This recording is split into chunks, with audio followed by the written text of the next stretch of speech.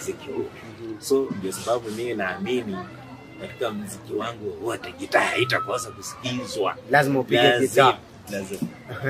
Kwa sasa unajua tuna kizazi kipya, tuna kizazi cha zamani, lakini nikiangalia mtindo wako ni mtindo tofauti. Siwezi sema ni gospel na siwezi sema ni secular. Je, mbona ukaamua kuja na mtindo huu? Maana tukiangalia wimbo kama Ulevi ni gospel, inahubiri neno, lakini mwisho wa siku tujasikia Yesu akitajwa, tujasikia mchawi akitajwa. Je, mtindo huu mbona ukafikiria kuja na mtindo kama huu? Basi kwa sababu ya mimi kuja na mtindo kama huu, kwa kweli muziki watu walikuwa wanaamini zamani ya kwamba paka iwe ni kwaya ndio waamini ya kwamba ni gospel, lakini siku hizi sio hivyo. Siku hizi ni kwamba mimi mwenyewe nimeokoka. Mimi ile ujumbe yoyote mimi naweza kutoa saa hii, nikikutolea ujumbe yoyote nikwambia wacha hii wacha hii, hiyo ni gospel, ninatangaza ya Mungu kwa sababu mimi mwenyewe nimeokoka. Ni kweli. So mahali ujumbe inatoka hapo. Ndio sababu nasikia nyimbo kama Ulevi huo niliweka kabisa kwa kushauri vijana ikakuja mwisho ikashauri wazazi ya kwamba tuwalee watoto kulingana na maadili. Kwa hivyo neno la Mungu. Tunaweza categorize nyimbo zako kama nyimbo za mashauri kabisa, lakini ni gospel. Ni gospel. Gospel hapo kwa hema, gospel is top. Gospel Yesu Maraika. Sasa yes, ukirudi enda pale mwisho katika hiyo wimbo ya Ulevi. Utasikia tuwalee watoto wetu kulingana na maneno la Mungu. Neno la Mungu. Yes. Unaweza sikiza ile ujumbe kuanzia juu, lakini hebu sikiza ile ya mwisho basi. Yes. Itakuwa inakuambia na kupata vizuri sana, na kupata vizuri sana, maana hata Yesu Kristo mwenyewe kuna wakati alikuwa anatumia parable sana. Kwa hivyo tuseme, unajua nasema palipo wazee msemo ni nini? Yes, na palipo na wazee paribiki jambo. Basi siku ya leo ndani Kenya jambo aliyeziharibika, maana tupo naye Wycliffe Wasira. Tunapoangalia Wycliffe Wasira, kuna mtu anaitwa Joseph Wasira Omundu Mulusi. Je, nyinyi ni mandugu ama ni kuiba jina uliamua kuiba? Basi ili jina Wasira ukilisikiza, yes, jua ya kwamba huyu ndio kigogo mwenyewe mwenye alizaa Yuan. Yeye shisi ya Mundu Mulusi ananifuata mimi mgongoni kabisa. Sasa wewe ni ndugu yake mkubwa. Yes. Na by any chance mshaika chini hivi kafikiria kwamba mpige collab na ndugu, ama kuna hii maneno, wacha tu nimalize, kuna hii maneno ya watu kutoka Uluyani hawatakiane sana, especially mandugu. Je, mshaifikiria kupiga collab? Basi wacha nikwambie ukweli ya kwamba katika huu muziki yeye alipotokeleza tulianza kwa pamoja. Tukajifunza hata kitakuwa pamoja. Lakini kila mtu alishika route yake. Kila mtu alishika njia yake. Mimi nilikuja nikashika route ya live music. Live kwa makanisa, piga live. So yeye alikuja na akashika hiyo route na akapatika pale, akarekodi ile wimbo na ikahit. Sasa yeye alitangulia kuingia studio kurekodi na wimbo yake na ikahit. Kafanya vizuri kabla mimi nifanye nini.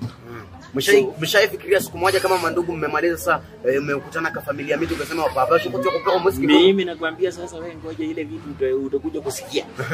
Iko vitu itakuja kupikwa hapo moja. Kama mandugu. Na waje sasa kama mandugu. Kama mandugu sasa paka na watoto. Unasema kwamba round 1 itakuwa mandugu mpaka na watoto. Na watoto mambo matamu zaidi. Kipindi Hadua Zaidi Kenya. Je, unatazama ukiwa wapi? Unatazama ukiwa Wycliffe Amanya Wasira aka Vasco nani? Vasco Bare yupo ndani ya studio, anatueleza tu mengi kuhusiana na safari yake ya muziki. Lakini tukiangalia safari yake ya muziki, je, safari yake ya muziki imekuwa namna gani ama imekuwa vipi kama wewe kama msanii? Safari ya muziki imekuwa mrefu, si mchezo. Niko na panda shuka nyingi sana. Sababu vile nimekuambia, nikiwa shule nilipoenda studio tukaimba nyimbo za kwaya hivyo, nilirudi nyumbani nikakaa mwaka wa 1992. Nilikuwa mwaka wa kwanza nilipokuwa kwa kanisa tukaenda kurekodi, na tulikuja mpaka studio ya Baptist kwa karibu Kasarani pale tukarekodi nyimbo za kwaya. Hapo sijaguza gitaa. Kutoka hapo 93 ndio gitaa iletwa kwa kanisa, tukaanza sasa sisi wote kujifunza gitaa. Na wale walimu walikuwa pale wakaona hao watu wanaweza wakatushika. Na ndio gitaa ilipoka hapo tukaanza sasa kupiga gitaa. So mimi nilikuwa napanda shuka nyingi sana. So nilipokuwa hapo nikapiga kanisa mpaka 2003. Ndio nikaitwa, wajamaa kanikujia wakaona wao jamaa anaweza kusaidia mahali kwa band. Nikaingia kwa band ya Mazembe, ilianzishwa na yule mzee mwenye alikuwa Super Mazembe, alianzisha band yake ikaitwa Mazembe Academy.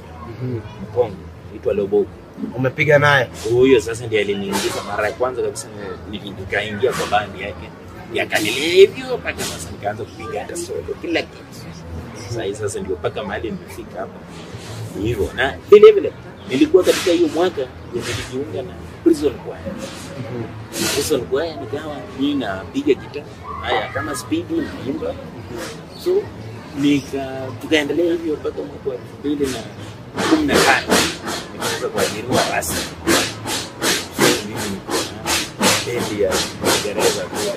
Kwa hivyo tuseme kwa sasa wewe umeajiriwa kama mpigaji bendi kwenye Prison.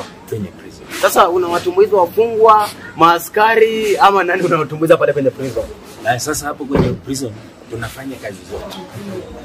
Hivi sasa ukiwa na harusi yako, ukikuja pale college unasema kwamba nataka band yenyu kuja ina entertain, tunakuja.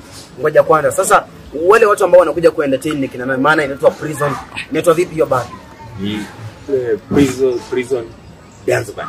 Unajua sasa unapoita Prison Dance Band, watu wanafikiria tunaweka zile quotes, hawa ni watu waliofungwa ama Prison Band ni mtu, ama tuongelee hapo Prison Band ni nini? Basi Prison Band ni band ambayo inaongozwa na maaskari na wenyewe ndio wana perform.